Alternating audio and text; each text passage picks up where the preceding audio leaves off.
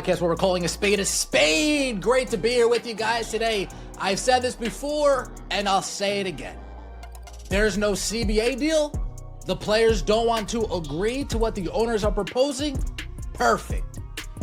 Grab Asia Wilson, grab Sabrina, grab Sophie, grab the superstar, the main attraction, Caitlin Clark, and let's start this league. This is an hyperbole or a clickbait hot take. It's a serious proposal being discussed as the WNBA and its Players Association remain deadlocked without a collective bargaining agreement. The league has announced a moratorium on all business operations, freezing free agency and pausing contract negotiations. And the divide between ownership and players has grown so bitter that some are now suggesting the unthinkable. Tear all down and start over. Wouldn't notice the difference. Nobody would say to themselves, oh wow, the talent has really dropped off this year. Nobody's going to be saying that. In fact, they'll be saying, wow, it's real calm this season.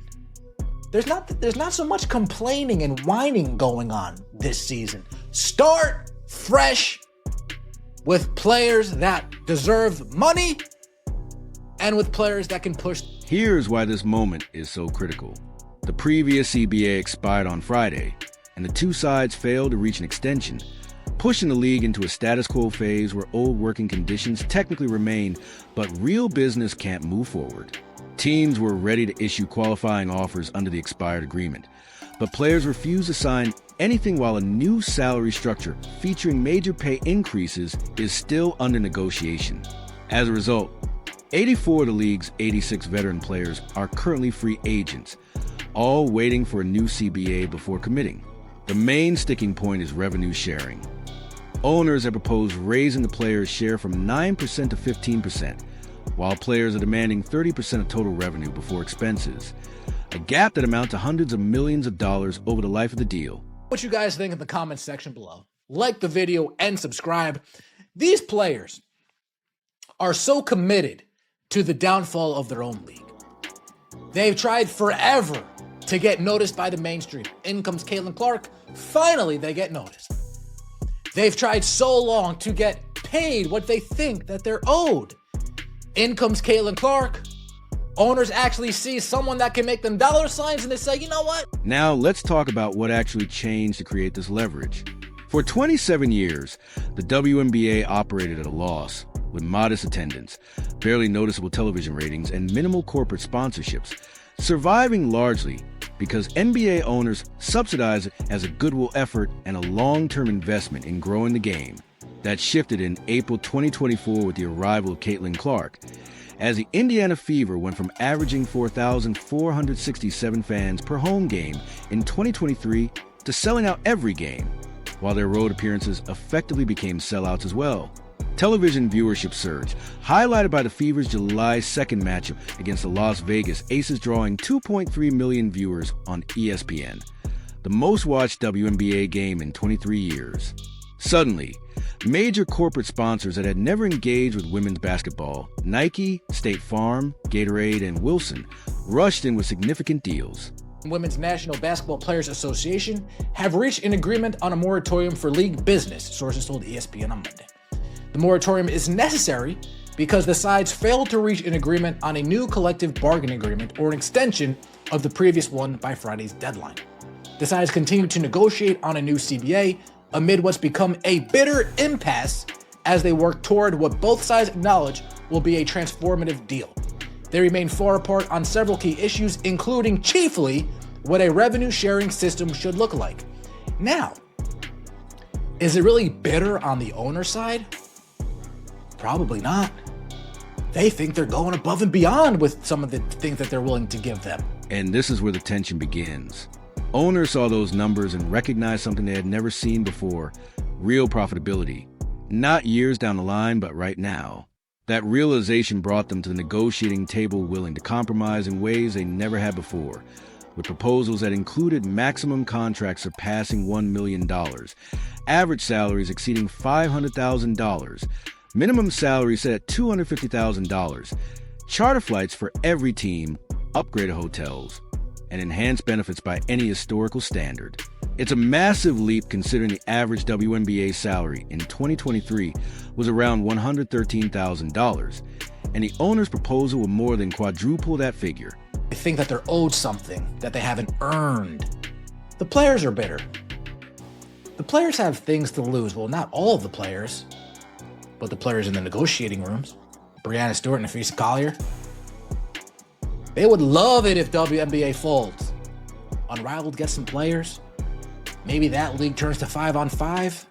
They already see a future for Unrivaled.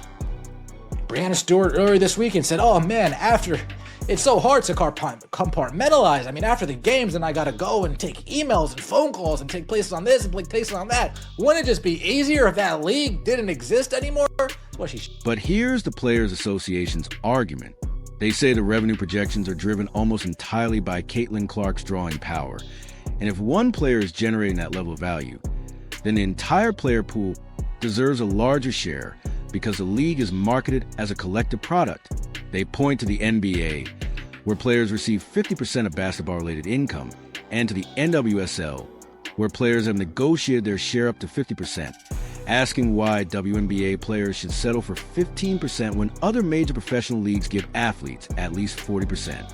Owners counter that the WNBA still carries heavy overhead costs, including expansion fees, new arenas, and infrastructure investments, and argue that taking 30% of revenue before expenses would bankrupt half the league, especially smaller market teams that don't have a Caitlin Clark. Increases in compensation is still being bargained. All but 2 of the league's veterans and free agents this offseason in anticipation of a new CBA. The moratorium will halt those initial stages of free agency in which teams would seek to deliver qualifying offers and core designations to players. Just start fresh. Just start fresh. Call up Caitlin Clark and say, hey, Cece, we're moving on. You want to play in the WNBA? You could be our first player. Call Sophie. Hey, Sophie, you want to come play in the WNBA? You'll be our first player. What are the steps to just tear that up and start new? Seriously, fans won't care. Let me rephrase. The fans that actually move the needle. And the bitterness he's referring to isn't just about money anymore. It's become personal. Players Association President Nneka Agwamike and Vice President Breanna Stewart have been vocal on social media about feeling disrespected by the owner's offer, framing it as another chapter in the league's long history of undervaluing its athletes. Several veteran players have echoed that sentiment in interviews, suggesting owners are trying to capitalize on Caitlin Clark's popularity without fairly compensating the players who built the foundation she now stands on. Meanwhile, ownership sources have leaked to reporters that they believe the players are negotiating in bad faith, making demands they know can't be met, possibly because some union leaders have financial interests in rival leagues. Stewart, after all, co-founded Unrivaled, a new 3-on-3 league paying top players significantly more for a shorter season, leading some owners to privately question whether she actually wants the WNBA to fail so Unrivaled can emerge as the premier women's basketball product. Many of those folks are saying, just lock them out. End this nonsense. Shut this league down. We are officially at the point where this bargaining and negotiating, it's turned into a pileup on the side of the road that people are now paying attention to. They don't really have an invested interest in it. They're just paying attention to because it's a pileup on the side of the road.